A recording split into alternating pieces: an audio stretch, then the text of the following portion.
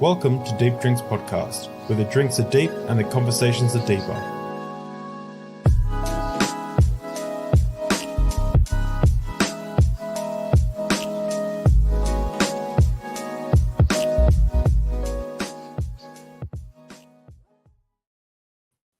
Hey everybody, welcome to Deep Drinks Podcast. Thank you everyone for coming out to our special podcast this week because we're not at the normal time slot because I'm interviewing someone finally from Australia. So it's a much more reasonable time to do a podcast, especially one that you drink in. However, we're not drinking tonight, and there's a good reason for that. But before we get started, I wanted to give content warning for themes of sexual abuse and institutional corruption. But feel free to ask any questions, and we'll get Russell will do his best to try and answer them at the end. Just make sure you tag Deep Drinks. So without further ado, I'll introduce Russell. Our guest today is Russell Manser. Russell spent 23 years in prison after a series of bank robberies and miscellaneous criminal activities. Russell was a victim of institutionalized sexual abuse, being jailed with some of Australia's worst sex offenders, despite only just turning 17. The sexual trauma Russell experienced led him to cope with recreational drugs, eventually leading to a $1,500 a day heroin addiction. Russell has since been rehabilitated and now runs Voice of a Survivor, which aims to help victims of institutional abuse find justice through the legal system, as well as advocating for social and political change. The Voice of the Survivor has now helped over 16,000 people tell their stories and begin the process for justice and healing. Welcome, Russell Manser. Thank you so much. Hey, thank you for having me. I really appreciate it. Your story is absolutely fascinating. And I will promote it a little bit at the end, but I did also want to mention that you have a book about your journeys that you've got there for sale. Unfortunately, my copy didn't arrive in time, so I couldn't I didn't get a chance to read it all yet, but it's a wild ride. I've heard some of your stories on ABC and podcasts and things like that. It's incredible what you've gone through, and yeah. Oh, look, it's been a tumultuous journey, but in saying that, someone said it to me tonight, and I said, but it shaped me who I am today. So, as much as there was a lot of bad things that happened to me, I like who I am today. I no longer hate myself, and I definitely have some self-value and self-worth and self-belief. And I guess, the part of where that comes from is healing from trauma, and how you heal trauma with love. So in my healing journey, I've received a lot of love that's brought me back to wellness, and out of that, I've got my self-belief back, and I'm in a really, really good spot. You know what I mean? I like people say, like, I wish a lot of them things didn't happen to me, but the fact of the matter is I've accepted they do. I don't. I'm not carrying around resentments and anger and everything about what happened to me. I've made peace with it all, and I'm in like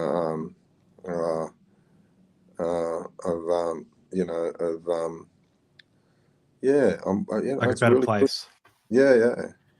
Yeah. And you've got a lovely partner as well. I've been talking to her over email, just organizing all of this.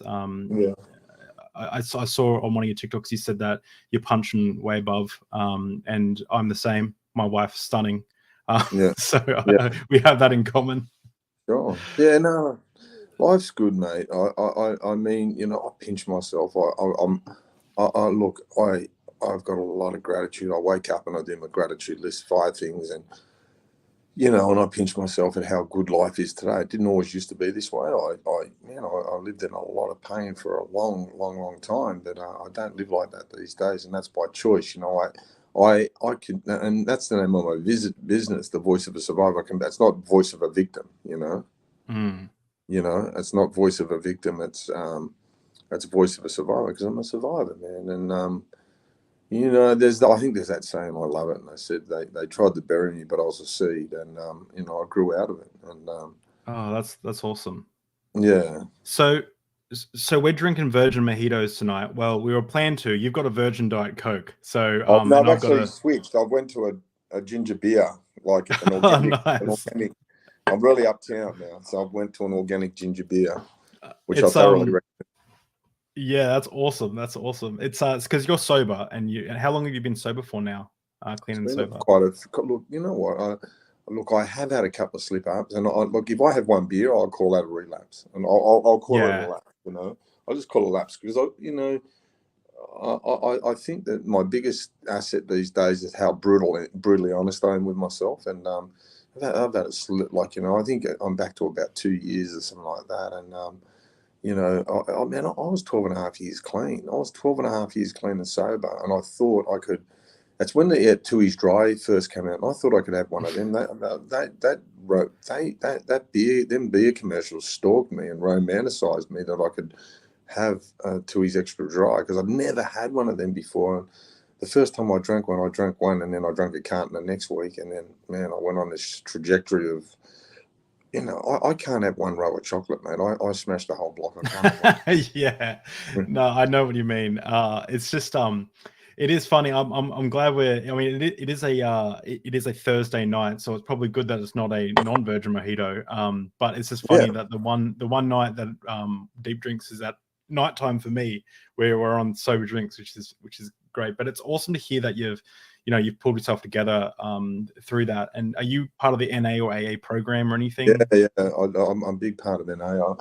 I was very blessed to meet a guy who come in to do an NA meeting at Parramatta Jail in 1987 in Parramatta Jail. He planted a few seeds in me, and he said, mate, you don't have to suffer. You can live a great life and have heaps of fun and a great life. And he said, you don't have to drink or drug. And I didn't believe it, but he proved to me that you can. And that guy's still in my life today.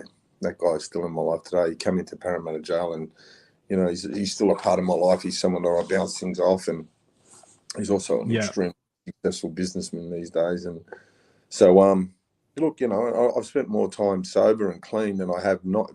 Like, if I pick up a drug or a drink, I get destroyed pretty quick, because, man, I don't know how to stop, and how I stop is normally end up back in jail. And, so that's why I don't pick up, because I don't like jail. It's overrated. And no, it truly is. It truly, like, you know, I've got family members who have alcoholics, and, you know, have issues with substance abuse and things like that. And I've seen how it can, like, tear people and families apart, especially if you've got that personality where you can't, you know, you eat a block of chocolate, or you drive down the street and you get a second block. You know, that's what happens. Yeah, it's like yeah. And that's what I'd rather do. I'd rather have a good life than a good night. And you know, I would rather I'd rather have memories than a blackout, because that's if I drink, that's how it's going to happen. And you know what? And I go out with people, like my, you know, any girl I've ever been with, they've drank. It's not an issue. It's just not for me, you know. And I'm happy with that. I'm happy, and I accept that. Man, don't get me wrong. I can, on a hot summer day, I'll see a freezing cold Peroni or something like that. I go, oh, fuck, I wouldn't mind one of them. But, you know, man, I'll get the same out of a mineral water. So, you know, so you know what, it's all good, and I don't ever feel out of place by not drinking or not drugging or anything like that. I think it's for me, it's just about knowing my strengths and weaknesses, and that, and, you know, and that brutal honesty with myself. Like, I'm never going to be able to have one of them, you know. And people go, oh, self-will. I'll tell you something about self-will and being an addict. Take 6 boxes of laxatives and get self-will to stop you from shitting yourself. Yeah, exactly. Yeah, because my addiction is way stronger than laxatives. Let me tell you. Yeah, it will. I've heard. Yeah, I've heard someone in the NA program or AA program say something. It said something really profound to me one time. They said that they've got they have an allergic reaction to alcohol and recreational drugs, and that is when they have one, they can't stop. They just got to keep doing it. And I have an allergic reaction every time I take them. I break out in handcuffs. Yeah, that's so good. That's so good. I had I know another guy. I knew another guy in the program, and he said that his higher power was a booze truck. Was a truck. He's like, oh, no, it was just a normal truck, sorry. And he said, because it drove past 20 bottle-os every day and then go into one. And he said that he couldn't do that. So the truck was his higher power.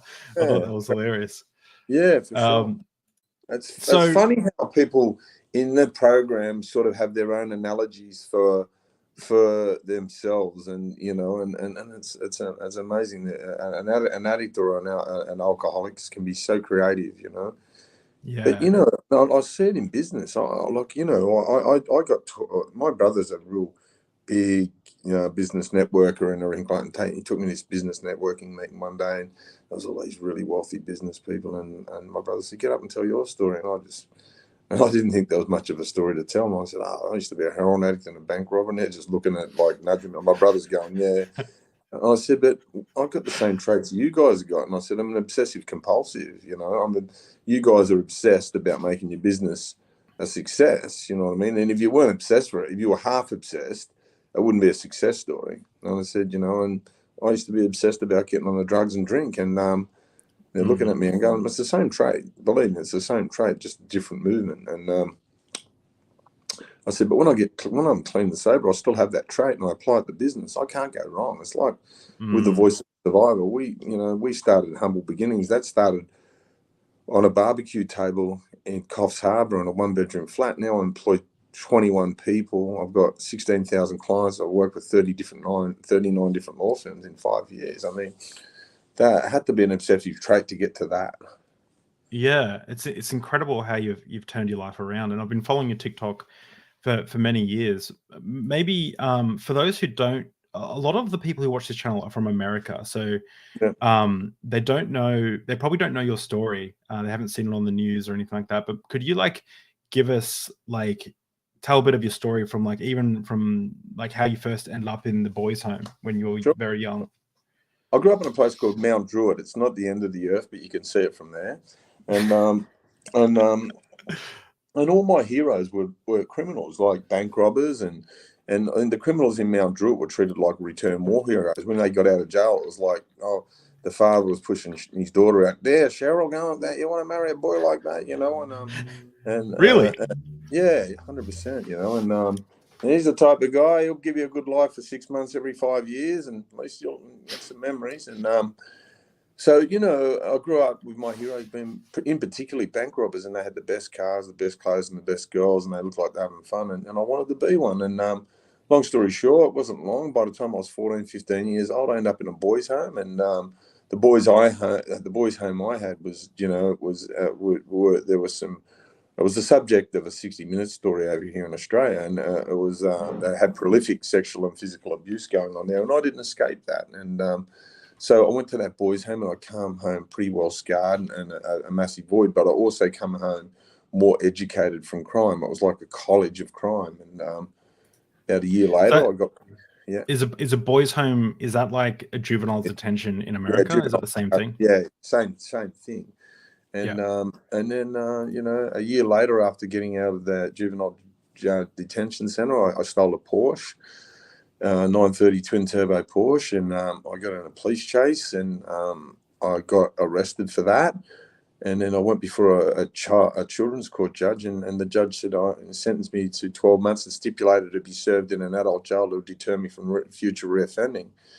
Well, let me tell you, Judge Nostradamus got that one wrong, because I ended up spending 23 years in prison. And when I went to prison that time, I was housed with some of the worst sexual degenerates in Australia at the time, sex offenders. Like, they put us in a protection wing for our own protection with the worst. And once again, the abuse took place. And but this time I was introduced to heroin, and I got a taste for heroin, and heroin numbed all the shame and all the pain that I was going through. And I just began a trajectory of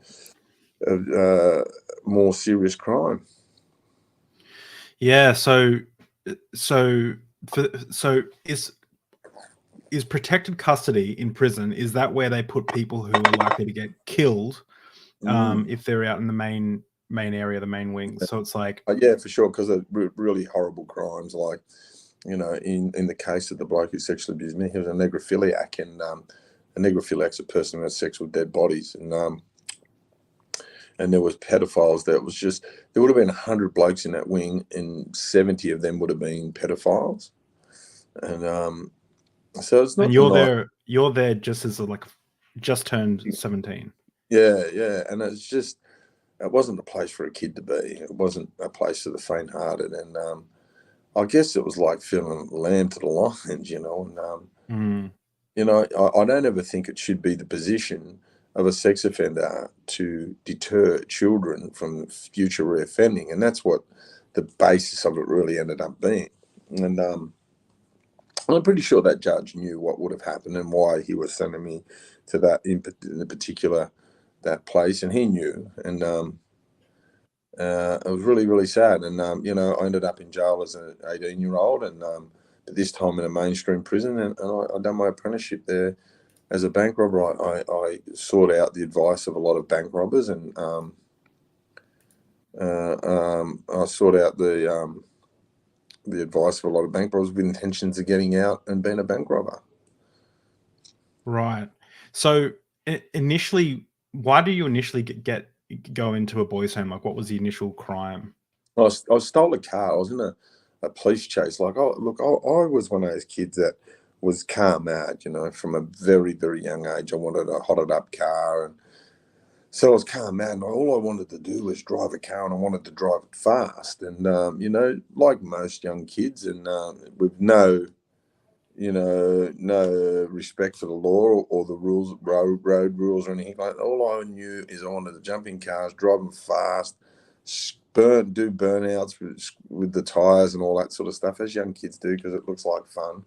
And I wanted to have fun, and that's what I did. I got in a car chase and ended up as just the bomb of a car. I couldn't get away from any police chase, and so I ended up in a boys' home, which was called Darrick Boys' Home, west of Sydney.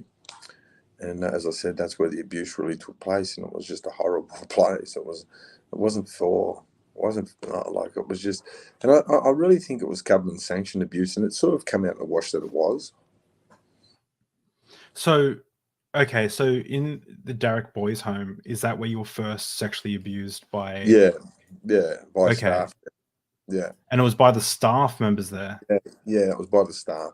And it sort of come out in the wash. They were running a pedophile ring out of there too. So what was happening? People were getting sexually abused at night time, and there was people in there that were sexually abusing kids that you'd never seen before in your life. And so they were obviously bringing them in to sexually abuse the kids from the streets. So some sort of pedophile ring was happening out of there. So yeah, it wasn't good.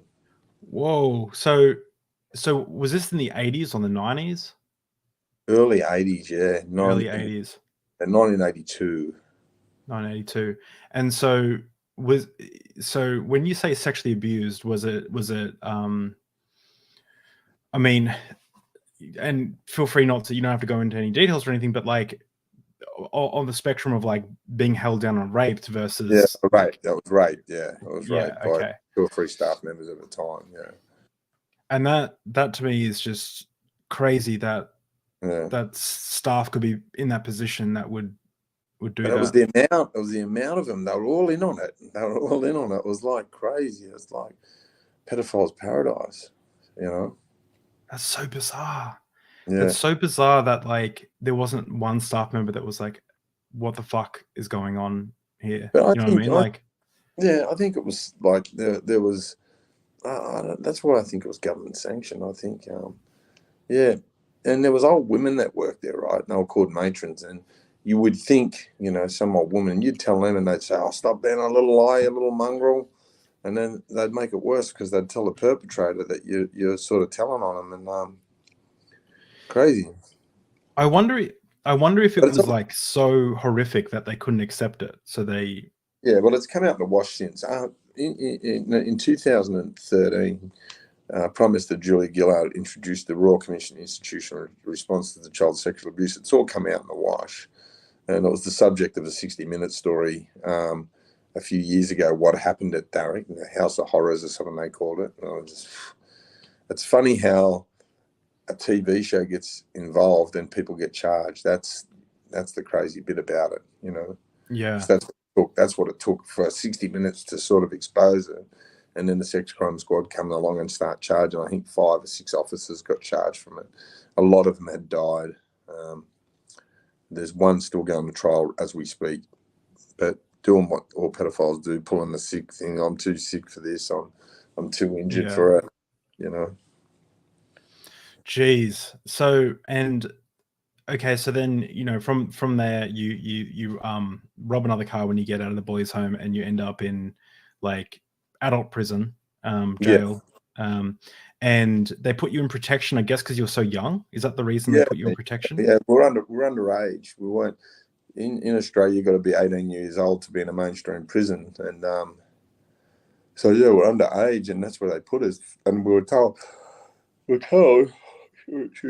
was for our own protection, and it was crazy, man. It was so crazy. We would have been better. We would have been way safer in a mainstream prison without being surrounded by sex offenders, because back in them days, all sex offenders were in protective custody.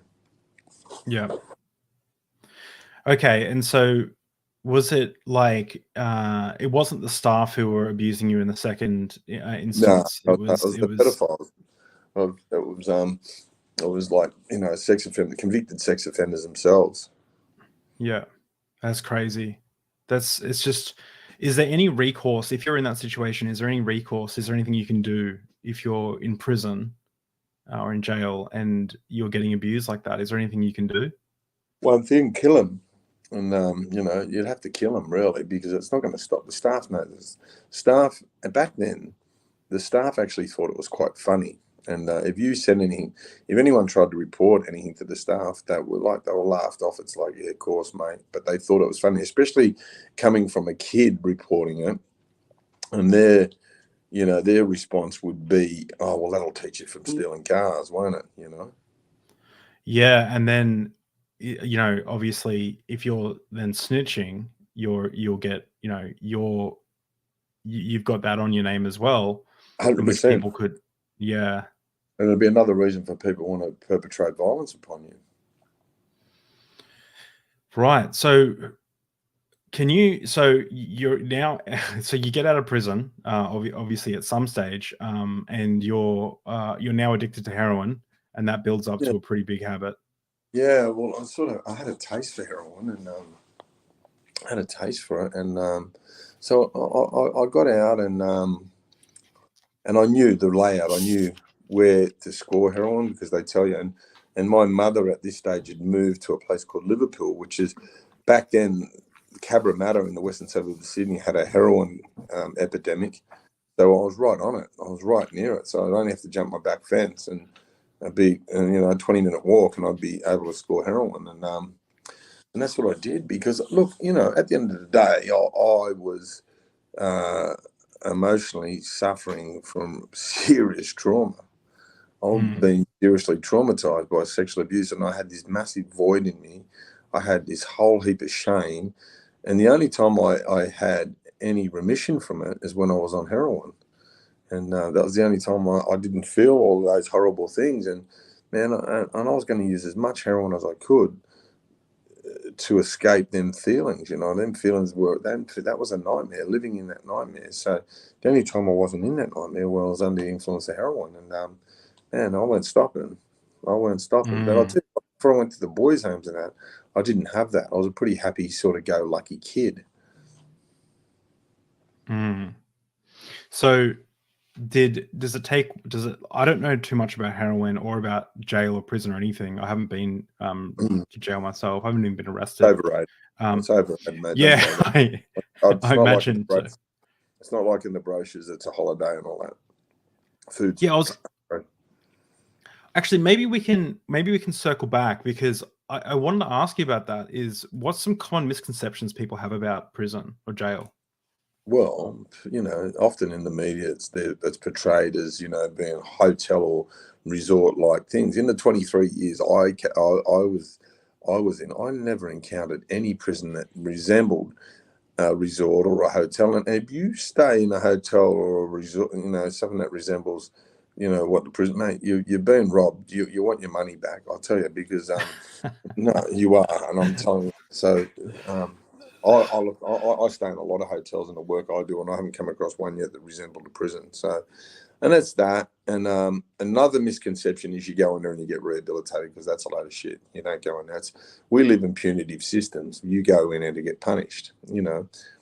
And sometimes that punishment supersedes the crime. Like, at the end of the day, the punishment be this: you've had your liberty taken off you. You can't look. You're confined to a certain space. You can't vote. You can't see your children. You can't engage in family stuff. And I think that's where the punishment should start. You know, should really finish. It doesn't need to be, you know, you having violence perpetrated on you by officers because they just want to be tough guys and stuff like that. So what do you think about, like, if you could design, you know, the perfect jail, like how would you, like, so if we assume that our goal is to rehabilitate criminals and get them back for functional members of society, how would you do it? Well, first I'll give you an analogy. I'll give you one analogy. Your car breaks down, right? You don't kick all the panels in, smash all the windows in, push it into your garage and pull it out in 6 months' time and think it's going to be fixed. What you do is you lift the bonnet up and you have a look what's under the bonnet. And in regards to, when I say, and you could use the reference, you could use lifting that bonnet up analogy is you know, lifting up and working on trauma. It's amazing what happened to me. For me personally, is when they got it right with me, they identified I was suffering from serious trauma. They give me trauma counselling, and it's amazing what come of it. Like, it was so simple. As soon as they got that right, it was like, look at me now. Like, today, I pay a little bit too much tax. Like, their investment in trauma counselling for me, that was an investment, because look what I employed 21 people. That was an investment. I look at sort of Norway, and Norway's got the lowest recidivism rate in the world, where some of the American jails have got the highest. The American privatized system looks at as prisoners as an investment for industry, right? And but the Norwegians look at their prisoners rehabilitation as an investment for when they get out and they be contributing members of society. So two ways to look at it, isn't it? Like, the private jail sort of stuff, or a private organisation makes the money, but the public make the money when you send someone out to be a law-abiding citizen and they pay tax. So there's two different ways. Yeah, you see, I was you're hitting on all the questions I was excited to ask, because for me, the public system makes more sense. It feels funny, but I've got a friend who thinks that we should move to a private system. And the reason he mentioned this was because he studied some sort of criminology at university, but he said that the cost to imprison someone in Australia is between like $61,000 to $136,000 a year, and privatization would cut that down. But there's still something to me that feels, he thinks there should be privatization with regulations, but that still feels a bit funny to me. What are your thoughts, like, about a privatized Look, I've been system? to private jails. And one, the food's better. Opportunities for education were a lot better, because the problem is with the public system is they get all this funding, and the prison officers think all that money should go to them. So instead of rehabilitation, like running courses or anything like that, they start stamping their feet and doing strikes and everything like that until they get their own way.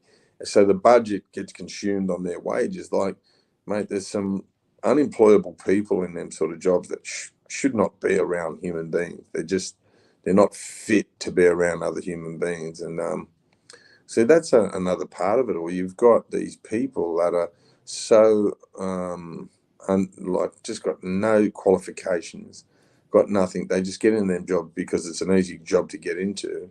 They get in there full of resentments. Like, I'll give you an example. I was down at Goulburn prison years ago, and there was an officer there that was notorious for ripping up people's photos of their children. He just loved ripping up your photos and trying to get a reaction out of you. So I done a Dr. Phil on him, and I said, mate, I said, I know you. I said, mate, rip up my kids and my photos. It doesn't bother me, mate. I just want you to know you're not getting a reaction. You want me to hit you so you can get a compensation claim. It ain't happening. I said, but you go home, and I said, you go up your driveway, and your wife sees you coming, and she dreads you. She can't copy you. The only reason why she does copy you is she's a breadwinner. Kids see you coming, they walk off on their own, put their headphones on, and jump into a computer game or whatever because they can't copy you. The dog hates you. He goes under the house. You grab the remote control and hog the TV. Don't wash up after yourself and get up and do it all again like Groundhog Day, And I said, but then one day, mate, you turn up and they're gone. Family, the car's gone, they're packed, they've gone to live with the sister in fucking Queensland. I said, because no one likes you, mate. Because you can't differentiate. You can't be a horrible person here all day and then go home and be a nice person. Us humans ain't built that way. And yeah, okay, Dr. Phil. About 6 weeks later, he comes up and he's got tears in his eyes. He goes, mate, everything you said was true. And he says, mate, how do I change it? I said, start here by being decent. See, them ones that ain't decent are just traumatizing already traumatized people. And, what do you want to do that for? Where's the victory in traumatizing traumatized people? I think the big thing with change in rehabilitation is identifying trauma, showing people what trauma is about, because how can someone be remorseful to their victims when they've, no empathy's ever been shown to them because they don't know what empathy is. Empathy is a learned thing. You've done the wrong thing and, you should feel bad about it. Why should I feel bad about it? I've had bad things done to me on a daily basis. Bad things happen. They don't seem to feel bad about it. It's interesting too because we act like prison's supposed to be like rehabilitation, but the public, they say they want rehabilitation, but a lot of the time they want retribution. If someone hurts them or their family, they want retribution to the and which serves no purpose other than to make them feel a certain way for a certain amount of time. Yeah. But do you think I guess the second part is, and the tricky part is, how do you determine, do you think there are people who cannot be rehabilitated, who are like too... Look, yeah, I'm sure there is. I'm a real Martin Bryant maybe, or yeah, he's like Martin Bryant, but it's a lot of the sex offenders. Like, how can you change someone's sexual preference? Like I'm a heterosexual guy. I like a certain type of woman, and a gay person is a heterosexual, or a homosexual person. They like a lesbian a lesbian and like a certain type of woman. How can you change someone's sexual preference? What do you do? Like you can't make them read a book, and you can't make them read a book. The thing is, their sexual preferences is children, and you can't change them. And I mean, mate, let's give me the bullets and fucking frame the gun at me, and I'll sort it. Not a problem. I've got no, because then people, because they create the next drug addict, they create the next person with a propensity for violence, they create the next self-harmer, they create the next prostitute, and they create the next dysfunctional. So, but why? The courts love them because they keep the wheels of justice turning, don't they? They create all those people. So why would the courts get tough and give them these massive and take them out of the game? The courts see the pedophiles and that as the people who keep them in business. It's not silly. You can't tell me they're not getting people. You can't tell me that they're not getting like advisors telling them that man, I'm just a boy from Mount Druitt that left school in 14. I can work it out. Yeah, it's a hard one too, because I think a lot of people don't like to see attraction to children as like an orientation, where I think it is. I don't know. I'm not an expert, but there's a large group of people who fucking hate the fact that they are attracted to children. They've never abused, they never will abuse a child, and they have this thing that they want to remove, or at least I don't know. There's like, I think you can go to the doctor and get you can take like medication that'll like remove your sexual desires and things like that, and they do things like that. So at the moment it's like, there's people who are attracted to children, and then there is like who are pedophiles, I guess, and then there's child abusers, who are people who have acted out there sexually. I just talked about this before. I think that people who view child porn are just as bad as the pedophiles themselves. you know, and like Yeah. there shouldn't be a charge of possession with child porn. It should be accessory before and after the fact. People wouldn't be making child porn if it wasn't for people wanting to watch it. Yeah. They It's create a, the market. yeah, it's horrible. It's and there's a victim in that always as well, you know. And yeah, it's so when it comes to those like child abusers, you know, there's a famous story about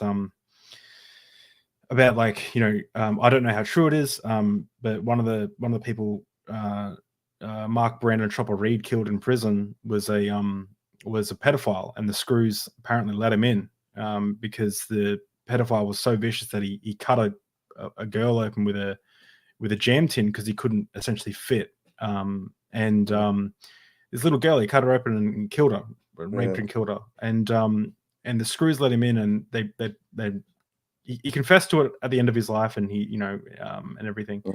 But they, it's like, can that person ever be rehabilitated? Or if they can't be, let's say they can be rehabilitated. Let's say you can get them to be a functioning member of society. Is it worth the risk of ever letting them out into society? So maybe they're rehabilitated, but they're still not allowed out. I At don't what know. risk? At what risk? I wouldn't want my children being around it. And I Yeah. don't think, you know what I mean? I wouldn't want my children, and I just wouldn't want anyone's children, not just mine. I just wouldn't want the suffering that goes with that sort of stuff. And, you Yeah. know, a journey like, man, I don't want to see someone hooked on drugs as a coping mechanism. And then they go through the court system and then they get smashed up because they're deemed to be this horrible person, you know? Seems a bit unfair. Like, you know, when you know what's happened to you and you're going before the courts and they're telling you what a horrible, vicious person you are and you must be punished. You go, well, what about the people who created all this rubbish, you know? Yeah, yeah, exactly. So in regards to rehabilitation, like what can some, like let's say you had a magic ability to introduce some things into the current Yeah. system, what would you suggest? Oh man, Um, look, I've got it. I'm trying to sell not sell a program, promote a program to them now. It's called Rewind. So we go in and we ask them questions. The question is, what's the underlying issue of your offending behaviour? And you say, well, I'm a drug addict. Well, okay, what's the underlying issue of your drug addiction? Okay, it's trauma. Well, that's where we start. Well, this is where we lift the bonnet up and find out about the trauma. We work the trauma out. We identify the trauma and what we can do with the trauma to address it. We address the trauma. The drug addiction after the trauma's been identified is a walk in the park. Because when you mm, know why you use drugs and what the triggers are and everything like that, the addiction itself's like, okay, we've got this awareness. This is the underlying issue of the drug addiction. This is where, that's the engine room of it. I know every cog in the engine and how it operates and everything like that. So I have an awareness of the engine of the trauma and the engine of the drug addiction. Once we start, so it all becomes, then we talk about, the alternatives to drug addiction. So we're identified our feelings and our triggers and what's going on. We have an awareness of why my thoughts are like this and what's going on. You're in it. You've got the front row seat. It's like the big screen's in front of you and you can see it all playing out.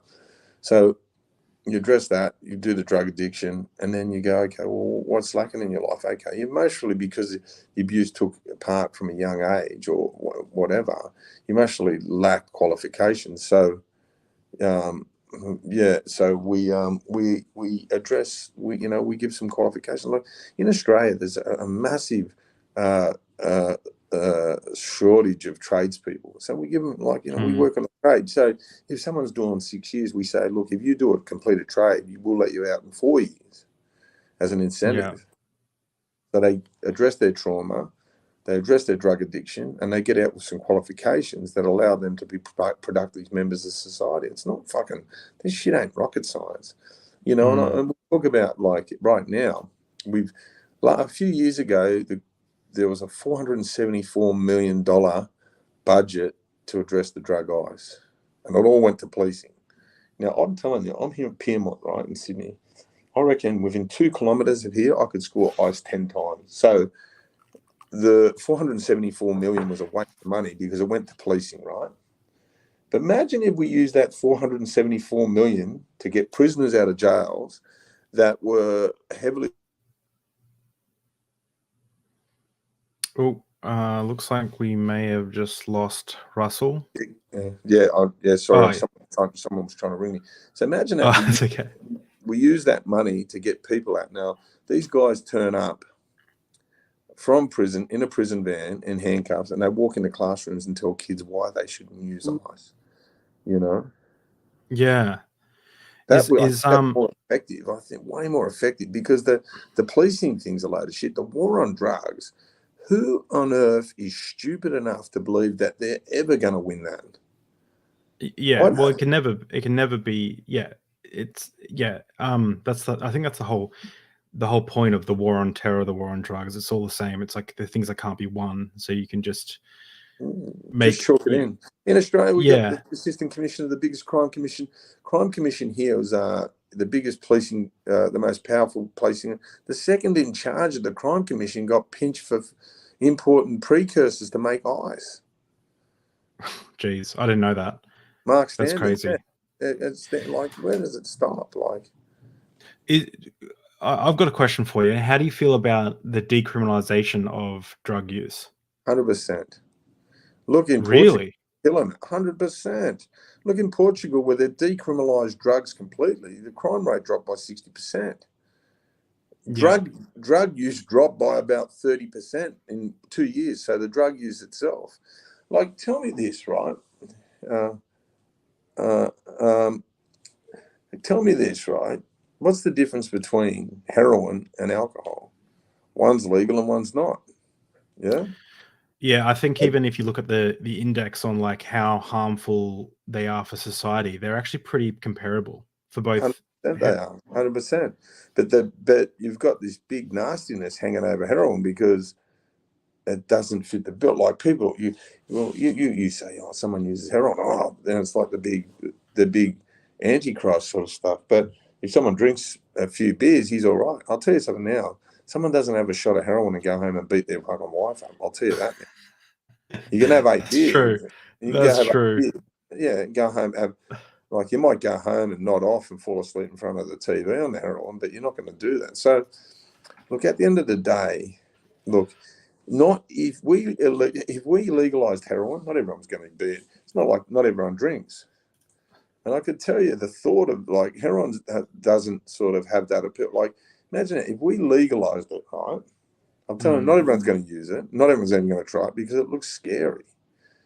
And At least you know what you're getting as well. Like, even for people who do want to use it, they can get safe needles. They can get safe, not advocating for people to use it, but at least in that way.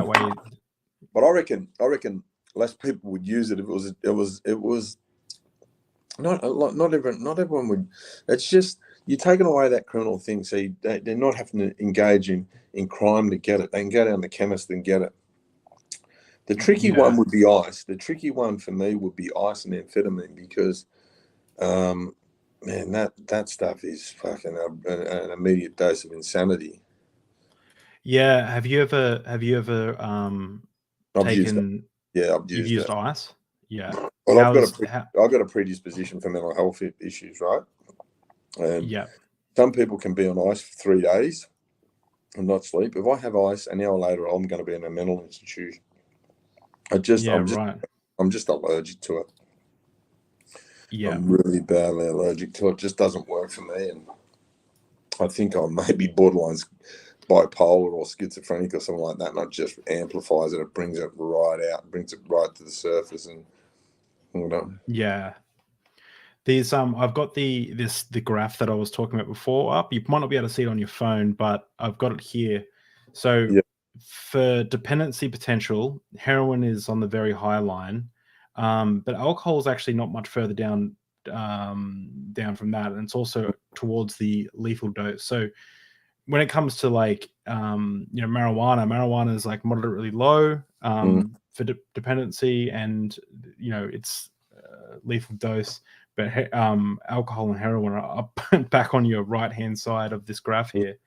It's actually quite interesting. Caffeine's in the middle, which is weird, but I love it, man. I'll tell you, I can't live without coffee. Yeah, have you become like a swap the no. witch for the bitch, but with a coffee. Yeah, Yeah, I'm a coffee. yeah. Well, I've got to have 2 triple shots every day, back to back. And That's awesome. yeah, I've got to Eh, have them back to back. I've got to have a heart starter, and but you know what? The sad part about it is, like, look, I went to a party once, and all the kids were smoking pot, right? And this kid turned up, and his mother dropped him off. He was a child actor, and he was one of those kids that was like, he had real hands-on parents, right? So he was a highly validated kid. He knew his part in the family unit. He knew his part in society from a young age. He felt really good about himself. And I remember one of the boys going to him, "Oh, mate, you want to have a smoke of pot?" He goes, "What? What?" He goes, "I make you feel good." He goes, "I already feel good." He goes, "Oh, you be one of the boys." He goes, "Oh, for me, I've got to smoke pot to be one of the boys. I don't want to be one of the boys if I've got to do that shit to myself, you know." And I thought, fucking, just a really well-rounded kid, and it all stuck with me. And I sort of looked at that kid's life, because he was a child actor. He never went on to be fucking Mel Gibson, but I dare say that kid had a really good understanding of who he was, and I think that was really, really good parenting on whatever they've done to that kid. Like, they raised that kid really well to sort of understand, man, you don't have to be part of anything, like, to, you're fucking wonderful, you're beautiful. He was a validated human being, that kid. Like, he knew who he was, he knew his place in society. And I think, a lot of that is lacking. I think parents these days get too busy with work and careers and everything like that, and they take their hand off the wheel, Yeah. And it's not their fault. Like, people are going to make an earn. Oh yeah, no, it's like victims create victims, and everyone's a victim to something, I guess. But yeah. But I remember specifically, I had a friend, and he, I wasn't drinking or taking drugs or anything at the time. I was like sober. I've been sober for like 12 months. Because the way I grew up, I thought you either did it all the time or you didn't, or you did it kind of, or you didn't do it at all. And I always, I'm someone now who I can have the occasional drink. I know I'm not like some of my relatives who have got that thing in their brain where they can't stop. But something that really hit me with this friend of mine, is they would smoke weed a lot. And then they were like, "Oh, got to study for an exam." And then they would not smoke weed or drink alcohol for 2 months because they got to work on uni. And I'm going, how do you just switch? Like, to me, that would be like, and he's like, yeah, well, he's like, or he'd go to smoke weed or drink or whatever. And he's like, he's like, don't really need it tonight. I'm not really feeling it. I'm just gonna, I want to get up early for a surf tomorrow morning, or I'm starting to train more by running. So, and it was just, he had this relationship with the drug and alcohol that was super balanced, and I'd never seen that in my life. Very rare. Very rare. And I think that it reminded me of that guy you just mentioned, that, the actor, child actor, because it's like, it's this relationship of like, just because everyone else is doing it, you don't need to do it. If you can get away with, having a drink and not being an alcoholic, fantastic, great. Even have a couple of drinks, fine. No, it's all good. But there are some people who can't do that. And then secondly, it's all about balance. If you can do that, you still got to have balance. You can get stuck where you're drinking too much or it's robbing you. And that's with anything. Eating too much. I eat too much. I'm overweight. I'm trying to lose a bit of weight. I can see I imagine you're a gym junkie as well. You're like pretty ripped. I'll train every day. But that's part of my mental health routine. But there's a singer called Paul Kelly, an Australian singer called Paul Kelly. He was a heroin user, but just socially, he was a social heroin user. Like, and he talks about his creativity when he was on it or coming off it or whatever. Like he just said, he just never let it get a hold of him. I know people. I know. I knew this really big drug importer, and I was in jail with him. And one day, I suspected. I said, "Mate, have you had a shot?" And he starts laughing his head off. He goes, "Yeah, I have one now." And he goes, "Done it my whole life." He goes, "Mate, I might have one every 6 months." He said, "I like it." Yeah, that's the I know people who smoke cigarettes like that. They'll have a cigarette every, like, Have a we'll beer. have one cigarette. Yeah. Have And a beer. You should go, because I used to smoke, but when I started smoking, it was like, that's it. I'm smoking, like, and I was on I was smoking White Ox, and like I just can't get the idea of that with smoking anyway. Yeah, I've never tried a cigarette in my life. My dad died of emphysema when I was a young age, and man, it just didn't appeal to me. I thought, fuck, I ain't going out that way. Yeah, it looks horrible. Yeah, Emphysema. you know, and it was funny with alcohol. I remember when I was about 14. I remember having a drink, and my parents said, "Don't drink out in the street. Just drink in the backyard, so we can keep an eye on you. Don't hurt yourself." Yeah. I drank this carton of Tui's test drops, and I got, oh, fucking, and my dad waved the bottle of scotch, and I had a couple of sips, and I vomited the next day. And the next day, he came in with a bottle of scotch and said, "You want to go again?" And I was that sick. I've never drank scotch since, and I was never a really big drinker, you know. Yeah, right. I was never a real big drinker. Unfortunately, you can't do that with heroin or give too much heroin. Would have offered me a big shot of heroin and said, "Here, man, have another one the next day," and I wouldn't have taken it. I mean, it's crazy. I'd love to see and I've done a bit of work. I'm doing a bit of work at the moment with an a cop called Keith Banks, and Keith Banks has won a medal, like 2 bravery medals as a cop, and he's a big supporter of decriminal. He was an undercover cop in the drug squad, and he's a big believer in decriminalising drugs, and you know, and he's a big believer in that prisons don't work, and you know, and I've recently done a podcast with him. I'm going to do something with him in the new year, and I'm pretty sure him and I'll get a few gigs together where he supports what I say, you know, decriminalising them. You know, there's a lot of people sitting in jail that fucking shouldn't be. Like we're nearly at that stage with pot. We're a pubic hair away from it being legalised, and yeah, the Greens were the Greens that were pushing it through or something. They were like putting a lot of pressure on Labor to get it through. Look at Canberra. Look at Canberra, where all the politicians live. It's legal down there. All the good stuff's legal where the politicians live. The brothels are legal.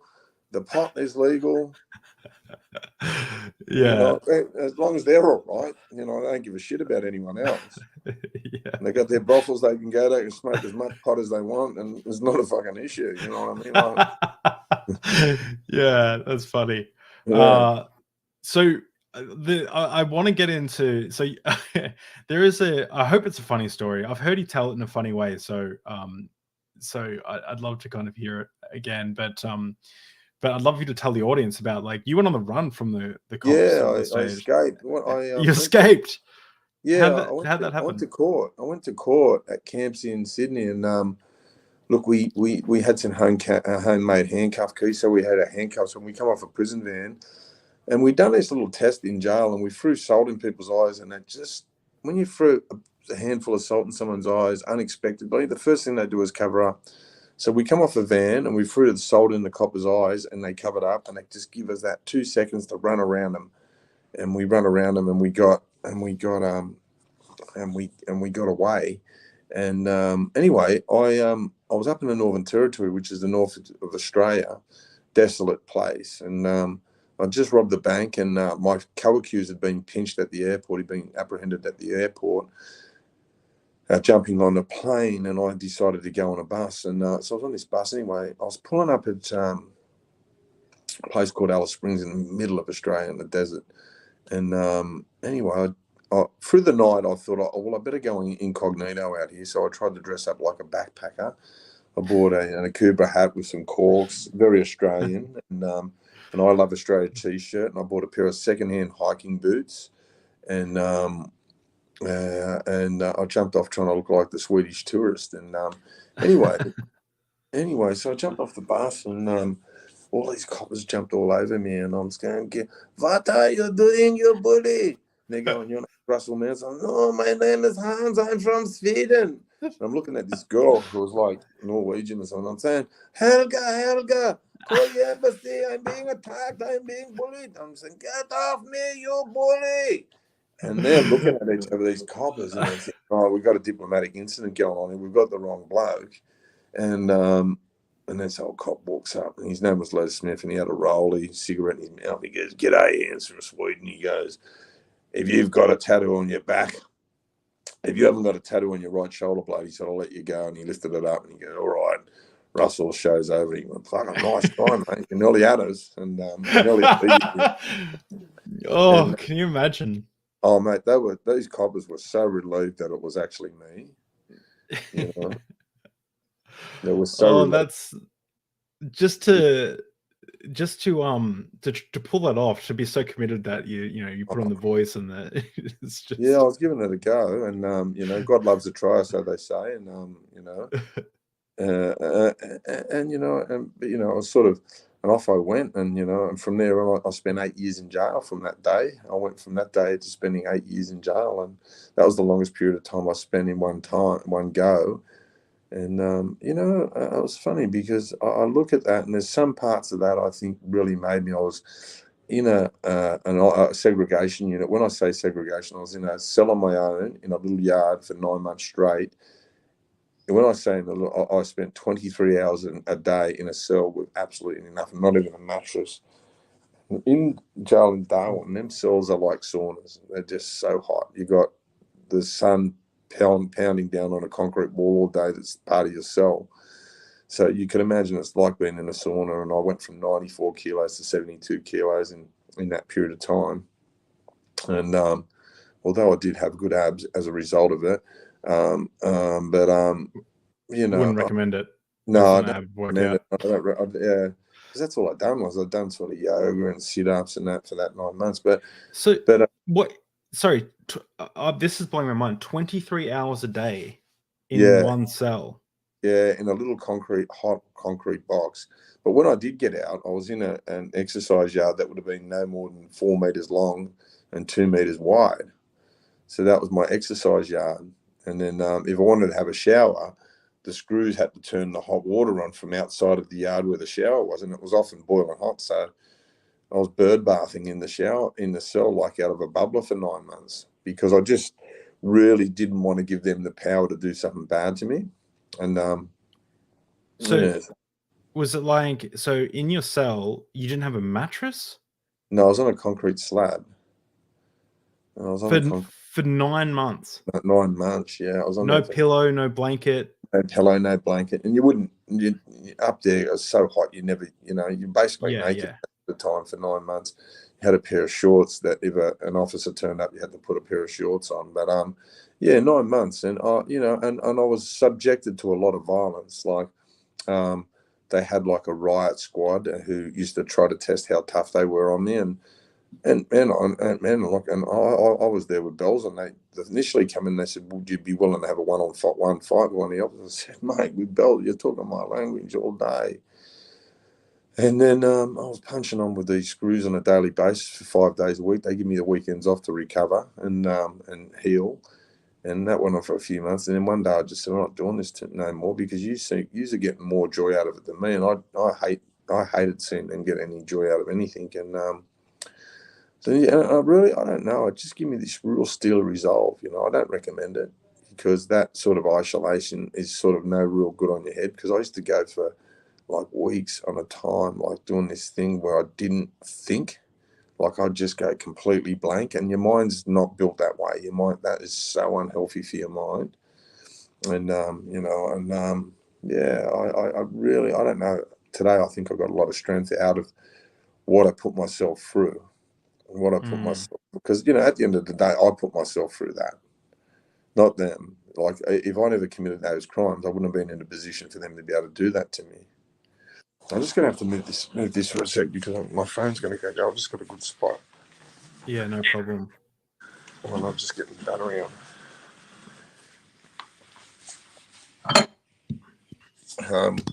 Yeah, so.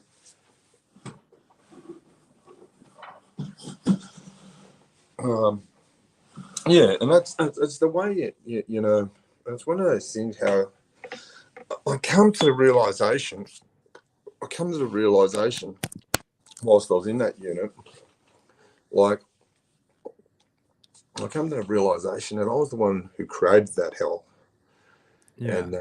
And I had to sort of think to myself, how do I stop this? And the first thing I had to do was sort of say, can't use drugs anymore. And I stopped. I come out of there into a normal unit, I was like 9 months clean, and that was a really good platform to get clean. I ended up going on to being 12 and a half years clean. And, but it built something in me. It built something in me that I think I still have today.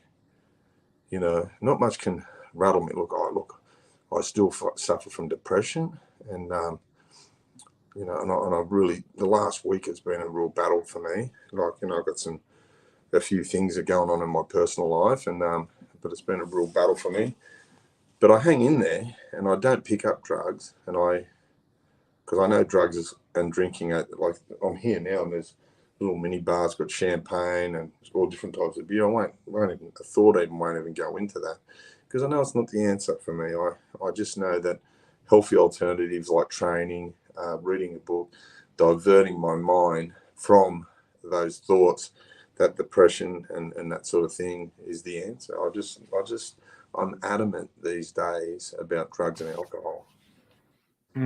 How did drugs get into prison? I've always been perplexed by that. So lucrative for prison officers. Like, you know, you go to a car park of a prison, mate, you see the one who's smuggling. The one who's got the best car is the biggest smuggler in the jail. If he's got a $100,000 car, mate, you know he's having a smuggle. If that bloke's got 3 investment properties, he's a smuggler. You know? Right. It's very lucrative for prison officers. But in saying that, right, the most common used drug in prison these days is called buprenorphine, right? It's a heroin substitute, and it comes in a plastic dissolvable strip. One of them at a chemist is worth $2.50. In prison, it's worth $800, you know, or up to $2,000.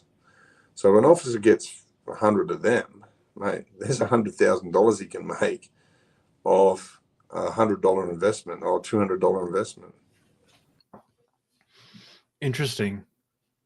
Now, and he'd have no problem selling them. He'd have someone who'd just buy the lot, and because if you've got all the butte, you control the jail. You know, you control. If you've got the drugs, you control the jail. Well, you control all the soldiers. Right. Is there a lot? Is there a lot of racism in Australian jails? They're rampant. The biggest racist of all are the prison officers themselves. You know, really, how we treat our Indigenous in our prison systems just really rotten. It's disgusting. And if people in the public could see the lengths they go to, and you know, it's disgusting. It's really disgusting. It's something that, man, I grew up with Indigenous brothers and sisters out at Mount Druitt where I grew up. And, man, never, ever for 1 second have I had a racist thought in my body. And just disgusting what I'd seen prison officers do, and how they, there's no doubt. There's been cases, high profile cases here, and I could think of the case of Dungay where they just murdered him. They murdered him and got away with it. You know, they murdered him and got. That's crazy. It's I'm glad you said that. There's a lot of something I've noticed about Indigenous Australia is I know hardly anything about Indigenous Australia, and you know, this was their country before the English until we come and took it over, you know. And it's like it blows my mind how much, you know, they were here for 40,000 years, you know, and it's like, and it's just the way that they're, I guess, perceived, and how little I know and how little the average person knows about their culture. You know, just it makes me kind of take a long hard look at myself, and then you know, it's a beautiful culture, man. It's beautiful. I interviewed a guy called Joey Williams, and Joey Williams is an Indigenous guy. He's got a program called The Enemy Within, and oh man, one of my favorite books is Raising Boys by Steve Buildup and Manhood by Steve Buildup. And Steve, it's all about how boys grow up and how men are raised, and all through it he quotes the Aboriginal culture. He quotes the Indigenous culture about the old elder system and how they raised boys. They didn't use psychologists; they all were psychologists, and their communities were all about accountability, and you know, they were just great I don't know. They were great parents. Like there was never a mother and a father. I was a village that raised children. raised by my wife and I recently gone through IVF. We're having our first baby, and we're looking for stuff. Thank you. We're looking for stuff to decorate the room with, and I found this, which blew my mind. I actually ordered it. It's a map of the languages and people of the First Nations of Australia. Beautiful. I'm not sure if you can see that there, but there's just so much that, like, I'll zoom in. Yeah. Where you're down near Sydney. That's this area. Yeah. So like, there's so many like cultures and groups that that I have no idea what history or culture these groups and these nations and these languages had. Like, it's just it's amazing. So gonna stick it on the wall. Yeah. Raise the kids right. Show them kind of the history of our beautiful country, and as a first step to learning more about that. Oh man, I done jail at Alice Springs, and I had an incident there, and there's a guy, like, they got the elders there, right? And this bloke spilt some tea on an old elder, and it was a white fellow, and he didn't apologise. And it was only me and him there, and the white fellow there, and I'm pretty sure that guy was a sex offender, this white guy. And I said, go and apologise to the old fellow. And he said, no. And he made some racial slur. I said, go and apologise to him, or there's going to be drama between me and you. And he rolled the dice and said, oh, well, there'll be drama between me and you. Well, I told the old fellow, I said, don't worry about him. I said, I'll take care of that. I said, I'll sort it out. And I said, go around to the laundry after lunch. And I said, so I called that bloke around, and he's come around, and I'll fucking give him a cut. I punched him up a bit, and they loved it. They loved that I respected them enough to make that bloke accountable, and they loved it. Just really took me in and welcomed me into their community, and I learned so much from them beautiful people, and I learned so much about life, and I just admired their simplicity. The most important thing to them people is community, is community and family, and that's the most important gift. And that, mate, they don't want Ferraris, they don't want mansions or big fucking boats. They just want each other, Yeah. What a better gift! Like, why not be like that? Why not, instead of looking down from these people, let's learn from them. They've got so much knowledge, man. Like, there's so much, and they're just not listened to. It's sad. It's really fucking sad, because I'm telling you, they're more way advanced than the white men will ever be. Yeah, it's I remember reading Captain Cook's book, which is a fantastic book, and they mentioned, they went to a bunch of islands and met locals and things like that. But when they came to Australia, they tried to do the same things that they did to other nations. They gave them like nails, hankies, like things like that, clothes, and the Aboriginal people were kind of like okay, they didn't care about it as much as, like, they have a very, very different perspective of the world. It's a commingling, not a materialistic ownership idea, and it's beautiful. It's beautiful. Yeah, I thought, yeah, you can learn a lot from that. But and from Alice Springs, I ended up back in New South Wales. I went to court for the escape and a few armed robberies, and I got sentenced to 15 years with an on-parole period of 8 years, and so I ended up getting out after 8 years, and with no intentions of ever getting into trouble again. And I met a girl, and I had a couple of kids, and we established a marketing and advertising business, and life was good. I made one overseas trip. I bought a house right at the beach at Currumbin. I always wanted to have children, but I always wanted them to grow up around the beach, and because I thought, where I grew up, there's no beaches, and I thought, it'd be an idyllic life. But I hadn't dealt with the underlying issue, and that underlying issue was I was like band-aids on a fucking cancer. So and the underlying issue was the abuse itself, and I never dealt with it, and I was always going to come back and haunt me sooner or later. And that's when the drinking started and the drug use started. And then I went back on a 10-year trajectory of crime and that. And then the Royal Commission Institutional Responses to Child Sexual Abuse came about, which the Prime Minister Julia Gillard initiated, and it changed my life.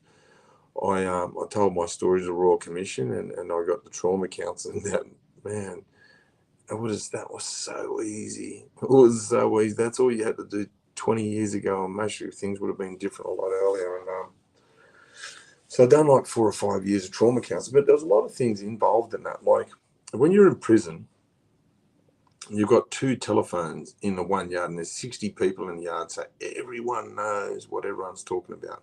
They'll know David's kid kicked 2 goals at the football or whatever. And anyway, so I was on the phone talking to the Royal Commission about Royal Commission institutional responses and about what had happened to me. And I know a couple of young blokes were thinking I was up to no good. They thought I was talking to police or I was up to no good. So I had to call a yard meeting, and I had to get 60 blokes together, and I had to tell them what I was talking about on the phone. I said, look, I'm not talking to the police. I'm talking about the abuse that happened to me as a child.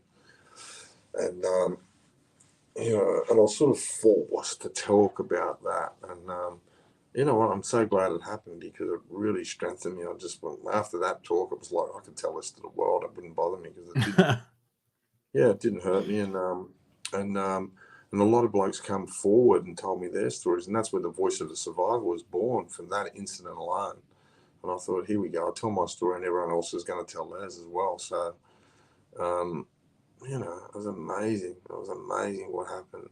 It was just so amazing. And then, and I had, before I left prison, 65 people told me their story, and I referred them on to lawyers, and that's when the Voice of a Survivor was born. I just realised I had this gift that people felt comfortable talking about their stories of abuse to me.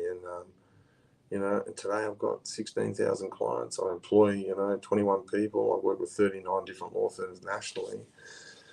And I'm doing some amazing stuff. And, man, I love what I do. I get to meet new and amazing people every day. I've made some friends with like some of the richest businessmen in Australia, some of the most famous sports people. I've even made friends with homicide squad detectives, and it just amazes me where this journey's taken me. Like I done a psych report once, and he said, you've got 1,000,000 to 1 shot of turning your life around. He said 1,000,000 to 1 shot, and I went, yeah, well, we'll see about that. And I love proving people wrong, and that psych's now mine. Yeah, he's a mate of mine. That's awesome. Yeah, he was on my Australia. Well, I was on ABC's Australian Story this year, and he said, "Mate, I didn't think he could do it, and he did it." Imagine if he said, "Oh, you'll be all right, mate. Everything's gonna be all right," and you're like, "Yeah," and then like maybe it's like, did that like start a fire under you? Do you think maybe a little bit? Yeah, I like it when I get underestimated. I do. Yeah. I like to be underestimated. Anything I've ever done, I like, when I play sport, I jump on the team that's got the less chance of winning because because I like the challenge of winning against the superstars. I've always been that type of guy that just went, I'm going to go where the biggest challenge is. I'm not going to go where it's going to be easy. I like it when it's hard. And that he waved that flag at me about 1,000,000 to 1 shot. I don't know if he done it. Like I just maybe subliminally I took it on that way, but it's really good to be where I am today. Like it's really good to be getting invited back to prisons and asked for my point of view. How did I do it? What's the blueprint you have? Getting invited to boys' homes to talk to gangs and stuff like that because my opinion and my way of doing things is valued. I feel like a lot of people in the prison system would be able to they can see that you're not like just a typical like they'll listen to you, you know what I mean?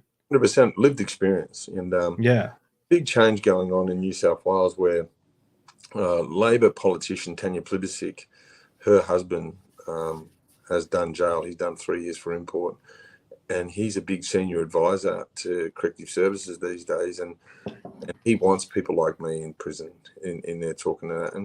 And to be quite honest, they respond to me like you could walk in there with 155 degrees. They're not going to listen to you. But I walk in with my degree is I've done 23 years in prison. I'm one of you. I speak your language. I know what you're going through. But I'll tell you what, I've got the blueprint how not to do it anymore. So if you want my blueprint, I'm going to give it to you for free. But what you got to do is listen and take it on board. And I give it away free, man. I talk about my story 20 times a day, and I talk about. At the moment, I'm talking about my mental health journey. If I'm feeling, I'll do a mood check. I'm not feeling too good today. I'm going to go to the gym. I'm going to do this, and this is going to be the attitude I'm going to do to snap out of this bad mood or in this depression or whatever. Yeah. You know, and I try to show people that the alternative to picking up drugs to self-medicate or to, you know, to get around that feeling. Do you find it easy to switch off? Oh, I Like, are struggle. you? I struggle. Yeah. I started work a couple of weeks ago. I started work at like 3 o'clock in the morning, right? Because I had to go to the airport. I wanted to train, so I trained before I go to the airport. That takes an hour. So at 4 o'clock, dress, going to the airport, flying to Sydney, jump in a podcast with, say, Gary Jubilant. And from another one, I go over the other side of town and do one of my own. Then come back to the motel and then do like a live stream into America where I'm talking to whatever 8,000 people or whatever, and I finish work at 12:30 at night. And my girl, she's fast asleep, and I'm in bed trying to get to sleep, and I can't. I'm that wound up, you know. Yeah. And I wear people out. I wear people out because no one's got my energy, and they just don't stay with me for too long. And you know what? I've got a dream, and often people around you don't see your dream and they don't see your vision. And they just wonder what are you chasing ghosts or what is it? But then they see it starting to come to fruition, and they go, we get it now, you know. Yeah. Yeah. I think that's like a big problem with anyone in like a creator space, you know, whether you're writing a book or starting a business or, Yeah. you know, creating something in the world. I think it's usually the case because people with a distinct vision about something, it's hard for other people to see it. Otherwise it'd be done already. 100%. And that's me. I get these, like, through my PTSD, I'll on average, I'll go to sleep at 10. I'll wake up at 2, right? So I'm asleep for 4 hours. I'll wake up from 2 to 4, and that's when I'm at my creative best. And that's where I want to, it's peaceful. My head is clear. I'm really at peace. My breath, everything is just perfect. And it's really hard when you're in a relationship because your girl wants to roll over and cuddle you, and you're not there, or whatever. And Yeah. and you know, if you're living in a small place, well, there's not much room to go to other than the bedroom, and often that's been a problem. Like, I have partners that struggle with how my nocturnal habits and like to get up and get, and like, you know, I've got another place where I've got an office, and she'll set a light on there, and she'll just, well, why can't you sleep? And so I love it. I love the peace and tranquility of this time of the morning. There's no white Yeah. noise. There's no nothing. I just love it. I feel good, and I like doing this. I don't want to take medication to stop me from doing this because this is when I'm at my best. Yeah. Yeah. And I don't like anything. Like, I'm not on antidepressants, and man, I understand people who are, because I've been on them, and when I was on them, I really fucking needed them, you know. Mm-hmm. And I don't take that away. You know, if you need medication, you know, take as advised and as directed or whatever. I just, you know, I've found different ways through obviously really intense exercise. You know, I get that antidepressant that I need because my body releases serotonin and dopamine when I'm pushing myself, as are in you know, antidepressants. So I know how to get that stuff naturally, but I don't want to be. I want to have a clear vision. I don't want my creativity to be to be polluted in any shape or form, because I love it. It's what makes me me. And people don't get that. Relationships. I'd say, like, I was in a relationship for 4 years with a girl who was a barrister, and with her it was like, and I'd come home, it was a cross-examination. Mate, you took 41 minutes and 18 seconds. That trip normally takes 37 minutes. Where were you for the other 4 minutes? It's like, please stop. That accountability stuff. And Oh, right. Yeah. that stuff is good for me. Yeah, that would have been. I've had friends who've been in relationships like that, or like very jealous relationships, Yeah, and no good. no, it's not good. Possessive, and that's another form of imprisonment for me. And I just, and I'm real. My triggers are today how people treat me. Like, I'm not in prison no more, so you've got no right to talk to me like a skull. Like, I'll pull people up in the shop if someone's a bit abrupt with me. I'll say, hey, excuse me, can you do me a favour? And I'm sort of a bit autistic in some ways, and I'll say, oh, I don't really like being spoken to that. Can you not do that? And people Yeah. look at you, but it's just how I live my life these days. I'm not someone who's broken the law so you can take your shit out on me and punish me and treat me like shit. I have a Yeah. standard in which I like to be treated, and I will not cop for anything less than that. And Yeah. and relationships, some you can be in a partner, and she can be a little bit abrupt at times. Hang on, rewind the tapes. Hey, look, you don't need to talk. You want to get the best out of me? Talk to me in love. The best way to get the best out of me is you talk to me in love, and man, I will fucking jump through the hoops for you. Yeah. It's communication is such a big thing. Just to circle back on what you said about antidepressants. I have a bit of a story about that myself, where I was had really bad OCD, like diagnosed OCD and anxiety and depression. And I read up, and I was scared to take antidepressants. I was really scared. I been prescribed the same one 3 times, and I didn't take them 3 times. Or the third time I eventually did. But before I took them, I read a bunch of studies on diet and exercise, and I followed that regime like to a T. My depression almost vanished. Like I felt a chemical in my brain. I remember coming back from climbing Mount Coolum, because we lived at Mount Coolum. I remember coming back and laughing for the first time, and feeling like feeling something in my brain I hadn't felt for months. My depression was gone. Like my depression, after a few weeks, my depression was like on the mend, which was awesome from the exercise. But my OCD got worse. And eventually I got on, I took the antidepressant, and I had a dry mouth for 2 weeks. That was it. Like, I didn't have any other symptoms except for the fact that my OCD went to like manageable level.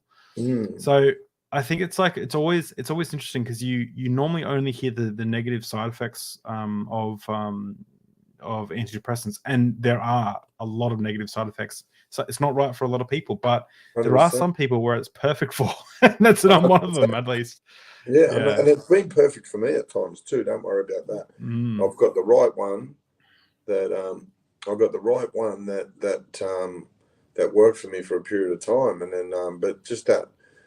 Oh man, I just don't like to be relying on anything. Yeah, no, I know what you mean. I know a lot of people who are. I remember saying to my doctor that exact thing. I said, "Oh, I just don't want to be taking medication for my anxiety and my OCD." And he said, "You already are." He said, "You're medicating yourself with Valium. Like, you're taking Valium every time you have a panic attack. You're taking it way more than you should be taking it. Hopefully, if we get you on like or you're coping with, other things. Like, I got friends who, they don't want to get on antidepressants, but they have to smoke weed every day, to calm their, and it's just like you are medicated. You are relying on something. It just depends on what's healthier for you in the long run. 100%. Anyway, I did want to quickly just shout out your podcast. So you have a podcast called The Stick Up with Russell Manser. It's on Apple Podcasts. Is it on like Spotify and everything else as well? Apple on Spotify, yeah, 100%. Yeah, awesome. iHeartRadio, I'm told. I just got told yesterday. So look, we've interviewed an array of different people, from professional boxers to leading business people, politicians, fellow criminal bank robbers. Who else? I've done brain surgeon Dr. Charlie Teo last week, underworld figure Nick Gatto. Man, I've interviewed some amazing people, and a lot of amazing people to come. So we've got Erin Brockovich locked in for next year. Awesome. Hopefully Julia Gillard, former Prime Minister Julia Gillard, said, "Yeah, no way. That's so cool." Yeah. I'll have to check out that episode for sure. I'll check out the others as well. But yeah, people, make sure you go subscribe to the Stick Up. There's also there's a really good one in there. Anyone wants to know about trauma? I've done a really good podcast with an Indigenous guy called Joey Williams. He's got a program called The Enemy Within. And I fully recommend following Joey Williams on Instagram, Joey Williams TEW, an amazing man. It's funny, Joey's a funny guy, because he was a former NRL footballer and boxer, And I said, Joey, what sort of media training? Because I really love how he talks and articulates. And he goes, what do you mean? I said, I just love the way you talk and how it paused you. And he goes, mate, I've got fucking concussion from rugby league. He goes, the only reason why I'm stopping, he said, the only reason why I'm paused, I've got to think what I'm about to say next. And just an amazing guy. But just, he really, when you hear the podcast, mate, people get blown away. And I go, wow, that guy just articulated trauma so well. I'm gonna listen to this episode after this episode is finished.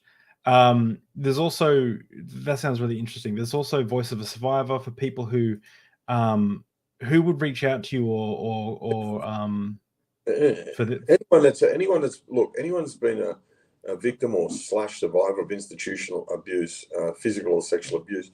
What an institution can be. It can be schools, private, Catholic, public, whatever, churches of all denominations, foster care, FATs, docs, any sporting groups, after school care. Just an array of things. Boys' homes, girls' homes. Anyone that's been affected by that, man, don't hesitate to contact us, www.voiceofasurvivor, or even message me on Insta at Russell_Manser or Russell_Manser on TikTok, man. I love it. I mean, I found my calling in life. I found it, and my calling in life was to help survivors of abuse, and and I applied some passion to it, and man, miracles happened, Yeah, awesome. And your TikTok is really good as well. It keeps asking me to do this, but stupid verification thing. But your TikTok, you just have so many so many interesting videos, like Chopper Read. So you're giving thoughts on Chopper Read, or you even do like the last bank robbery you did. You walk in that area and you show everyone. Well, about 835,000 views on that. Yeah, it's crazy. Wow. It's crazy. Also, I would just wanted to, for our people who may not know, this is a podcast. A Deep Drinks podcast is a podcast where we drink the drink of the guest choice, and we have deep conversations. And coming up, we have Eli Yodas, who is escaped an Amish cult, and it's got murder, incest, child abuse, and he's now running helping an organization rescue children and from these Amish cults. And then we have Purity Culture Horror Stories with the feral pastor's wife, which will be really interesting. She's a deconverted Christian, talking about the kind of purity culture stuff that happened with her at church. So if that sounds interesting, make sure you subscribe to this channel as well. But I just thought I thought we could do some fun things to ask you a couple of quick questions, if that's cool, Russell, before you go. I wanted to ask you about some famous criminals in Australia and your thoughts of them. Let's go. Just quickly. Chopper Read. Okay, yeah. Let's start with Chopper Read. Did you ever meet Chopper Read? You know him? But what I know about Chopper, and I know people who do know him, he had a great imagination, and man, I love a person with a great imagination. I think it's to be celebrated, because it's definitely an art. Not everyone's got a great imagination, especially corrupt police. But he had a creative imagination. He really coloured it in well. I thought. Do you think a lot of what he was saying was bullshit, or...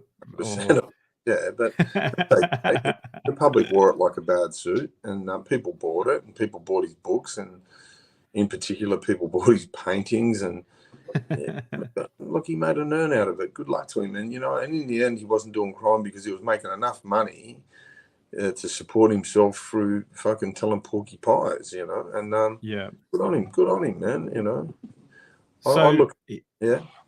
Is his movie, the movie that was kind of based on his life, Chopper, great film. I love it. Oh, great film, great acting, great directing. Yeah. What do you think about that? Like, how is that? Man, I was sold. I loved it. Is it bullshit, or is it accurate? Of course it is. like, mate, I'll tell you something now. If he killed as many people as he said he killed, I'm telling you that homicide would be. He would have had bugs in his head, like, listening devices in his head. Like, look, and I think the coppers seen it for what it was worth. Like, man, I'm told that gang, it had a gang in prison called the Grey Coat Gang or something like that. There's no doubt that they were a very hectic, violent prison gang. But being a hectic violent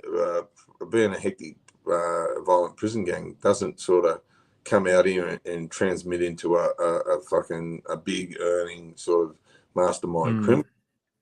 There's the big mastermind criminals out here are people like the biggest criminals we've got in this country. The biggest criminal organisation today in Australia is Hillsong Church, daylight second, right? Oh, I know I know a lot of people from that church. Yeah, we were I used to be a youth pastor. We used to be affiliated, not directly, but I knew people from the band and the church. Yeah. Yeah. Well, look, you've got. I'll tell you, in an instance, right? Brian Houston got accused of covering up that child sex thing, right? Yeah. That bloke gave evidence at the Royal Commission. That bloke had cancer. They waited 12 years. They hoped that bloke, he had so much political influence on his favour. They hoped that bloke was going to die so we couldn't give evidence to him in a criminal trial. The bloke had some miraculous cancer treatment and lived. So in the end, they had to charge him. Like they went, they dragged it. We'll give it another year and he might die off. But when you've got a police commissioner and all these politicians that are belonging into a church and the church is getting a $43 million grant whilst he was under investigation for that child abuse, come on, man, that's dodgy as shit. It's not good. But, I remember when I was involved in the church, which was like 2009. It was a long time ago, but we would talk about Brian Houston firing his dad as like a good thing. Like, he did the right thing. 100%. Like imagine that, firing your dad. But it's like, but when I look at it now, I'm like, hang on, why was he just fired? Why weren't the police involved at that early stage? 100%. And this happens all through religion. I've noticed is when you believe that the world is corrupt and your religious institution or your group has the moral authority, why on earth, if you correct someone, why on earth would you go to someone you consider lesser worldly to get other correction? Like, it doesn't make sense. Like, you already see yourself as like a higher up moral thing. Catholic Church. You look what the Catholic Church has done to religion. It's just like people today go, oh, like it's a joke, isn't it? Like you see a Catholic priest and you just automatically think pedophile. Yeah, you do. They're stereotypes, and that's sad. Like, because like religion's a good thing. It can keep a lot of people grounded and save a lot of lives, and I think it's a great thing. But when you become the devil within your actions through, obviously through bad actions like that, who's going to be attracted to that? Yeah, one of the funniest debate topics I've seen online at the moment, because everyone's obviously getting upset at not everyone, but like everyone's arguing at the moment about drag shows and bringing kids to drag shows and things like that, and someone had the funniest debate topic. I saw it on TikTok, and that is kids are safer at a drag show than at any church. And I was like, that's like factually true. And I was like, but it sounds so like I can see why it would bring in just the right type of people to debate. It'd be so funny. It's so funny. Yeah, I've seen that. I've seen something about that. I've seen an argument about it. But you know what? The fact of the matter is true. Like you wouldn't leave your kid alone. You'd leave your kid alone with a tranny because it can, but you wouldn't leave. You're not guaranteed with a Catholic priest, are you? Yeah. It's funny. It is funny how like the Catholic Church is just seen. So it's just you don't think like holy when you think of the Catholic Church. You think of like corruption and or at least not. I don't anyway. Yeah, I'm with you. Carl Williams. Obviously the one of the stars of the hit show Underbelly. Yeah.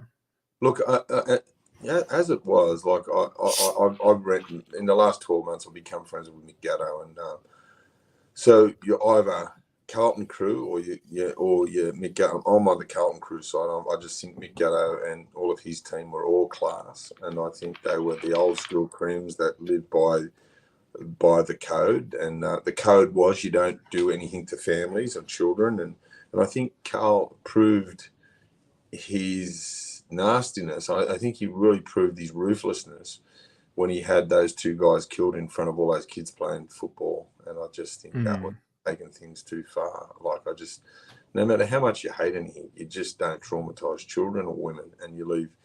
You have Mick Gatto's crew, and I guarantee you, they live by that thing. You never do things in front of blokes' families. You don't do things in front of women or children, and I think that's the step that went too far with all that. So, Yeah. and I'm a big fan of Mick Gatto. I think he's one of the most decent human beings I've ever met in my life. Like, and there wouldn't be too many people that would be better than Mick Gatto as a human being, with kindness and generosity. And what I do for my work, he's just put his hand out, and he's just been so kind to me. So, yeah, Carl Williams was ruthless, and he lived that life, didn't he? And he lived in a violent way, and he died in a violent way. It's, you know, you live by the sword, you die by the sword. And he was proof that, you know, he was proof that greed didn't serve him well. You know, his greed was a bad master, and his greed was a bad master, got him killed. And, you know, and to the end, he was trying to cut deals to make his life easier. So so his kids and everything, he was willing to inform on people, and that's what got him killed. Or was taking the shortcut, like he was doing deals with crime commissions about telling on coppers or something, like corrupt coppers and that.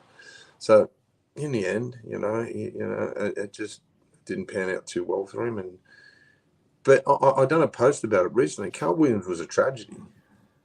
He was a tragedy. He was just a walking, living tragedy at the time. Like, he killed off all these people over what, over a vendetta, and then, like, he was hurt that he'd been shot and embarrassed, so he started killing off all these people, and and he made a lot of fucking families sad, and the end of his own family, like his daughter grows up an orphan, basically. That's a tragedy.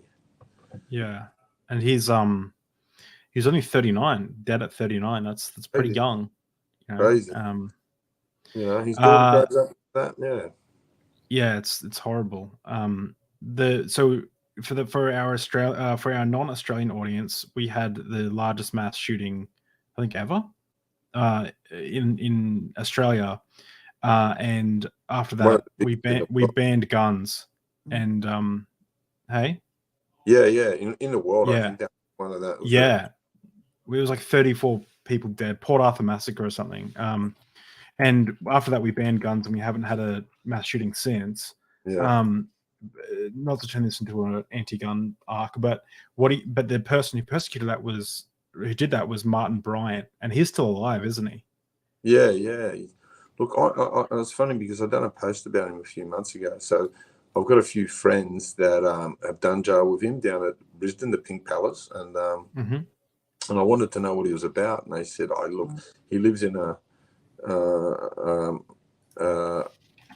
He lives in like a psychiatric unit where they're just full of medication, and they call them window lickers because they're just fucking so medicated up, and they're so medicated up, and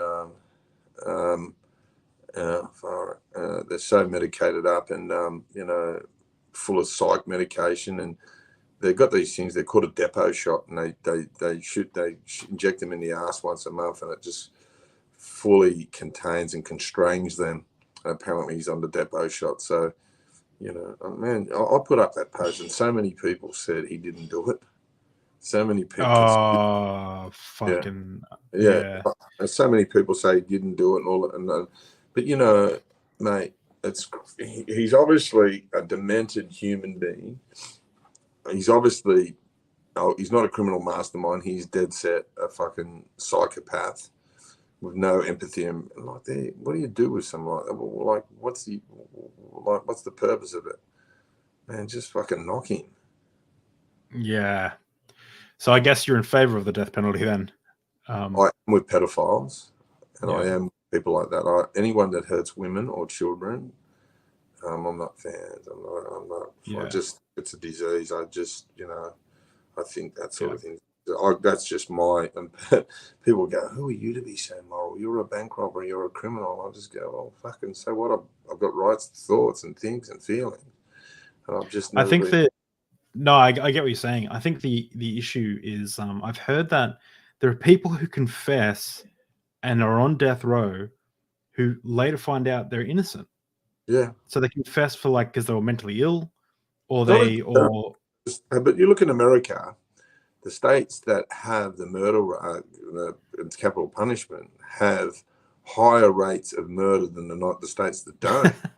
it's just well, that would make sense, right? Because if you're going to pull off a crime in which you could, there's harsher penalties, it's safer to kill someone Yeah, and 100%. make sure so I mean, this whole podcast we could talk about the 100%. justice system, but Yeah. last one, Ivan Milat.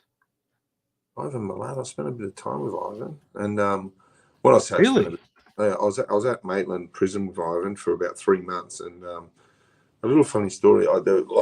They had this little vegetable where you could grow vegetables, and Ivan was in there one day with a little hand shovel, digging up this sort of garden bed because of and I said to him, "You're digging up an old friend, Ivan." And he thought that was the funniest thing he'd ever heard. And every time he said me, "Digging up an old friend," oh. And I must say this, Ivan was one of the happiest people I've ever seen in my life, I've ever met in my life. He always had a smile on his face. He was always positive and, yeah, good day, beautiful day outside. Yes, bloody beautiful. I think he was just your stereotypical purebred psychopath. But I know I've done a bit of research on Ivan and look, unfortunately, Ivan's a product of the system. Ivan went through the Tamworth Boys Home, which there's a ABC documentary. It's called Home for Killers, and it demonstrated that all these kids like Nettie Smith and all these really, really bad serial killers the common denominator on a lot of these real bad murderers was the Tamworth Boys Home and Grafton Prison, where these kids were brutalized as part of their punishment. So when you brutalize a kid, what happens is they desensitize, and when they're desensitized, they lack empathy and compassion, which creates sociopathic traits. And and I think I'm a big believer that Ivan was created. I really am. And I don't think much can talk me out of it. The common denominator on a lot of these murders, that these really barbaric murders, was a place where kids were brutalized. So what do we learn from that? At the moment, we're talking about doing it again. Yeah, so Ivan Milat, he was the backpack murderers. Yeah. Okay. Bad man, Ivan. Very bad man. That's funny because I used to see him in prison and he had this big smile on his face. But when he was dying, that's the first time I seen him in a wheelchair, a picture of him in a wheelchair, and the smile was gone. His hair was really grey, and I thought, fucking, he knows he's going to meet the devil, that bloke. Yeah. He knows he's going to a very dark place. And man, like, what? I've got a fascination about this brutalization of people. Like we don't learn much from our past here in Australia. We're pretty thick, slow learners, fast forgetters, and we don't realise. How do you get the expectation of we'll treat them like animals and they'll come out and act like humans? That shit don't work, man. Yeah. It doesn't make sense. Theoretically, it doesn't even make sense. Like, we've got to change. It doesn't make. But how do you say to someone, "I'm going to be violent to you to teach you to say the crime, don't do crime. I'm going to punch your face and I'm going to perpetrate a shitload of violence on you to teach you shouldn't do crime. I'm going to commit a crime against you to show you that you shouldn't do crime." Yeah, it's nuts. It's very nuts. But the redneck Australian loves it. Oh yeah, jump on his head, kick him in the nuts. Do all this. The rednecks here, mate. These rednecks here in Australia, they're embarrassing. That's why, we're both from Queensland, and the further you go up, the more up them hills there. Up in them hills there, man. Oh, we What still about play banjos. yeah, well, what are your thoughts on Ned Kelly? I don't know much about Ned Kelly myself, I but love Ned obviously Kelly. he's an Australian icon. But Yeah, do you think he should be? Why? Like, well, of course he should. Ned Kelly was actually a professional boxer and petty thief, petty thief, like just stealing shit from, just a petty thief. And where he was triggered was a copper tried raping his sister, and he bashed the copper, and it just escalated into Ned Kelly. right. I didn't know any of that. I didn't know that. I Yeah, don't know. so I it just know. escalated Yeah. into that. So the copper come in and thought he could take advantage of his sister. Ned bashed him, give him a because Ned was pretty handy. I think Ned had 19. He had a boxing career back in the days of the bare knuckle, the old squared up bare knuckle fight. He was a boxer. Ned Kelly he's registered as a boxer. Mm. So he beat the copper up, and then it just escalated from there. And the copper, yeah, said he tried killing him or something like that, and it just took off and escalated. But yeah, sure, rightly so. Oh, man, he's a. But remember this: what people here in Australia, we've got a short memory about. This was I'm not disrespecting my Indigenous brothers and sisters, but it was a country built on second chances, like from the convict days. Where did we become so high and fucking mighty? Yeah. We're looking down the nose at criminals and going, man, we come from convict stock, but Yeah. we soon we had all of that brainwashed out of us, like to believe, oh, if you're a criminal, you're a piece of work, you're a rubbish, and man, where did that shit come from? You know, I love people that are open minded and going, yeah, mate, just give them a second chance. Yeah. The progressives Yeah. that are looking outside of that redneck mindset. Yeah. Okay, well that's fascinating. So I've got a lot of people to I've got to listen to your podcast. I'm gonna look into Ned Kelly. That sounds Yeah. interesting. I didn't know any about that. We spoke briefly before you jumped on. Now, primarily this podcast we talk about religion, philosophy, science, LGBT issues, things like that. We talked about religiosity, and so so you're not religious yourself. You believe in the universe. I'm a universal type of guy, man. I'll tell you what, I've got too many good things happening to me. There's a higher power. There's something looking after me, man. Because all my mates say, Russell, you're the type of guy who can throw your hand up a toilet and pull out a gold Rolex. They said you've just got something fucking hovering about you that like. And that type of, I don't know, there's something looking after me. I know that. Like, I've had some really funny things, like when I've used drugs, I've overdosed in houses where there's no one around and there's no phone, and all of a sudden I'm in hospital. Someone's rescued. Like, I'm meant to be here. I've got this purpose, and I think I'm living my purpose right now. And God, higher power, universe, whatever it is, has got me doing exactly what it wants me to be doing. And so all I'm just going, man, I throw my hands up and go, mate, let's do it your way, man, because my way don't work, And you steer the ship. Yeah. So I've got two questions around that. Now this isn't in order to. This is just something I ask every guest. And it's just to analyze the underlying belief system. So the first question is about the idea that the universe, something's looking after you. What, if anything, would change your mind? Can your mind be changed on that?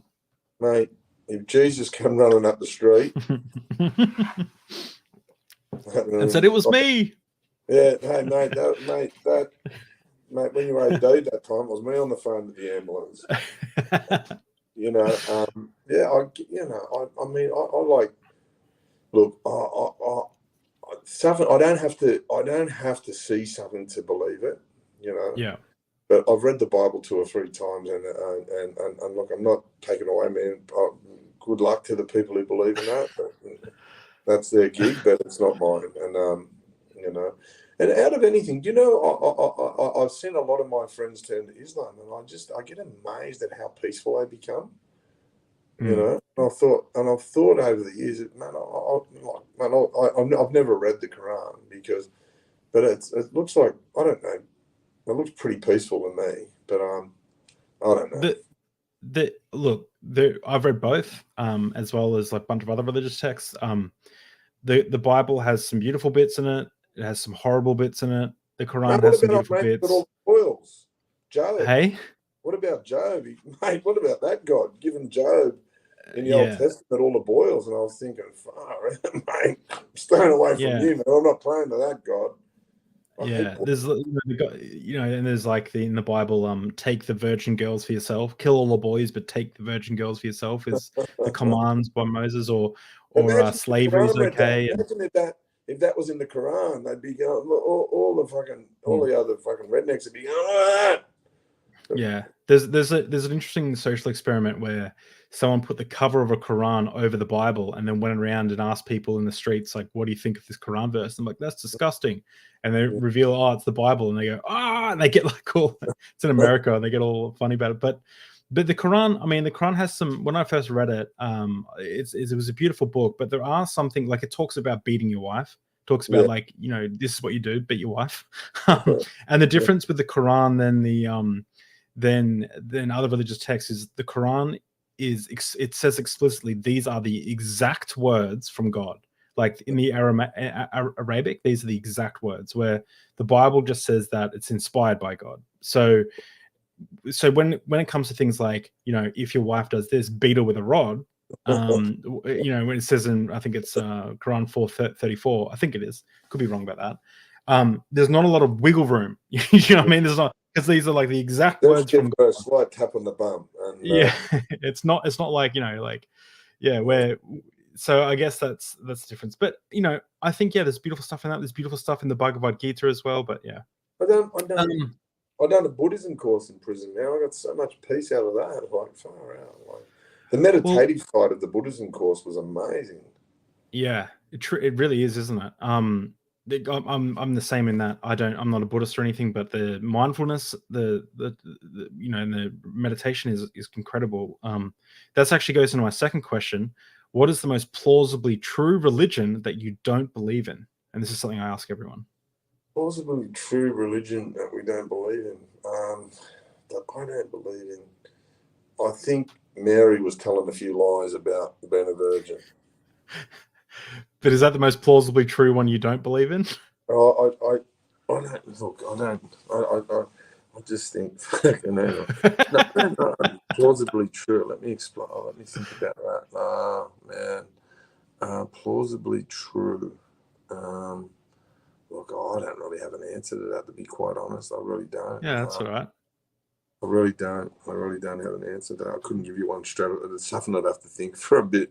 Yeah, no, and that's fine. And that's totally fine. Okay, well, I've got two last questions that'll be definitely much easier for you to answer. What advice would you give to someone who may be stuck in a life of crime and feel like it's hopeless and they can't get out? What advice would you give to that person?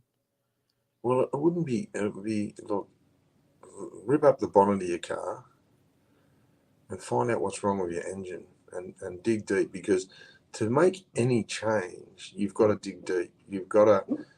There's got to be a brutality of your honesty. You've got to be brutally honest with yourself. And I think that's where the change takes place, right? Is with that, just being brutal.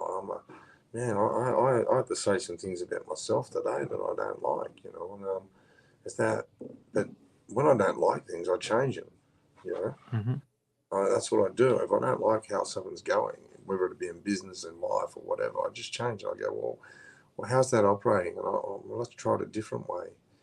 You've got to be really, really honest with yourself. If you're in prison, you're doing 20 or 30 years, you're not there for being a good bloke.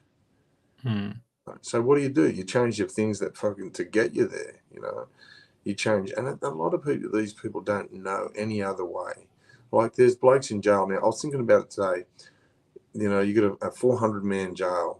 And they said, we're going to open the gates and everyone can go. There'd be 50 or 60 that wouldn't want to go. They'd just go, no, I don't know it out there. I just prefer the security and the routine of this. So, I think it starts off with a certain degree of honesty. You know what I mean? It's like, man, all right, I'm the fuck up here. I'm the one who's going to make the change, and the change is within you.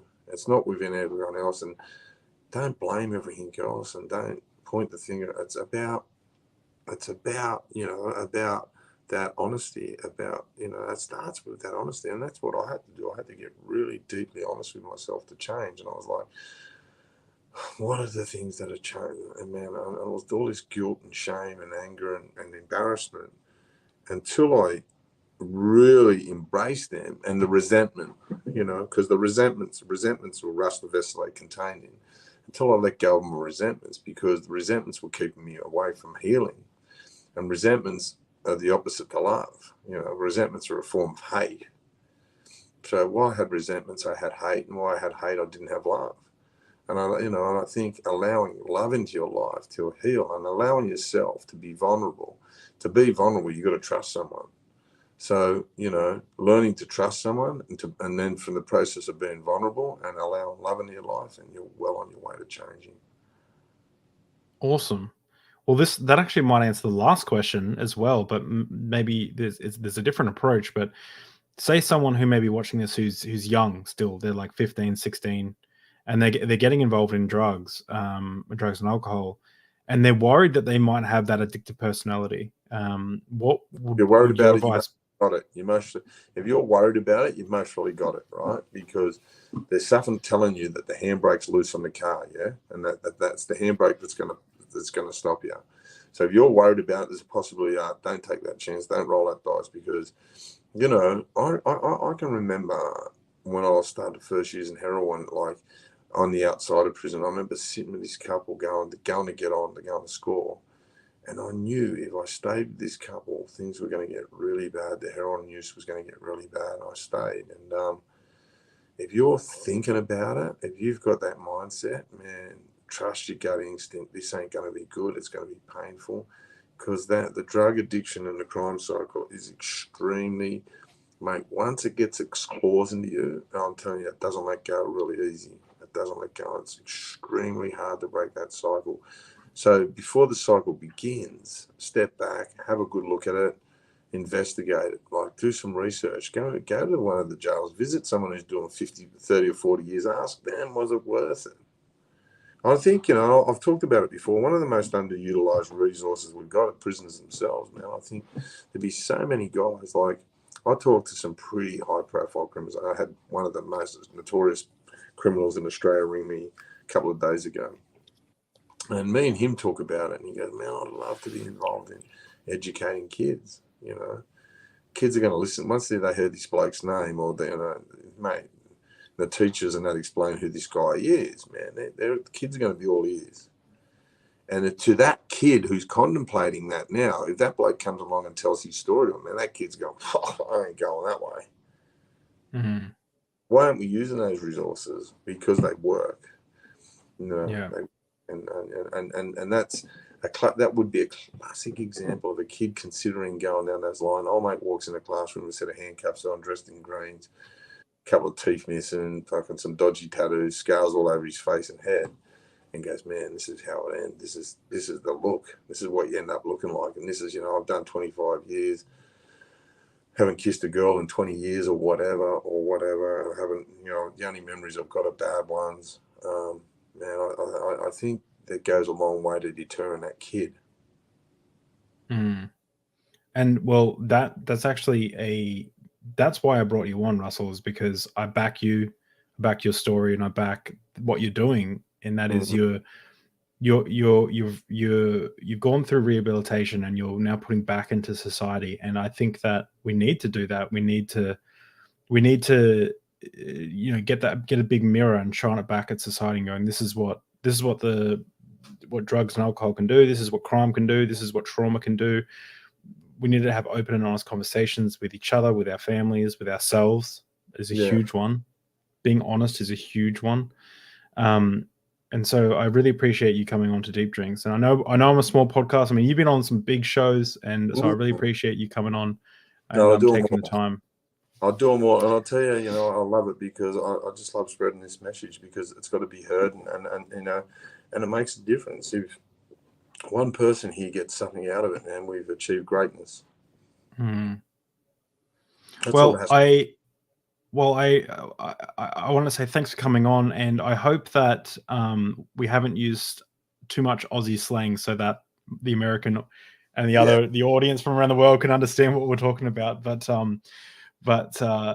I hope everyone's enjoyed this episode. Make sure you go check out the Stick Up podcast And give me a follow on Instagram, Russell_Manser. And any questions or anything like that, man, I'm gonna I spend all my day. Question Russell_Manser on Instagram, and then I've got questions. Man, I'll take them all day. Awesome. Okay. Well, I'll probably be there as well. So, thanks for coming on, Russell, and thanks everyone for coming out and saying hello. I know it's not in the regular time slot, but I'm sure we'll get some more questions in the comments. So, thanks everyone, and I'll talk to you guys later.